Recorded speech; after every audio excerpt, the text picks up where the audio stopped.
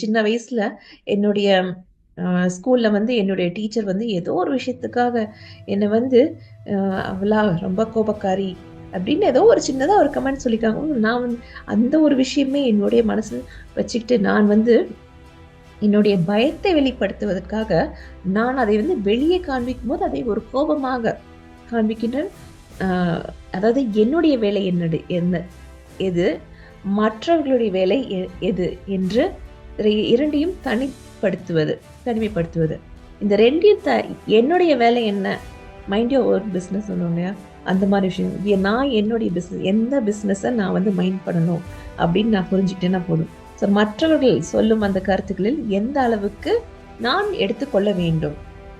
சில விஷயங்கள் சந்தோஷமான விஷயத்திற்கு மட்டுமே தான் நம்முடைய எண்ணங்களை திரும்ப திரும்ப கொண்டு சென்று கொண்டே இருக்கும். ஸோ அப்படி நடக்கும்போது நமக்கு சந்தோஷமான விஷயங்கள்லாம் நிறைய நடந்துக்கொண்டே இருக்கும். ஸோ இதுதாங்க இந்த சைக்காலஜி. உணர்வுகள் இல்லாத மனிதர்களே கிடையாது.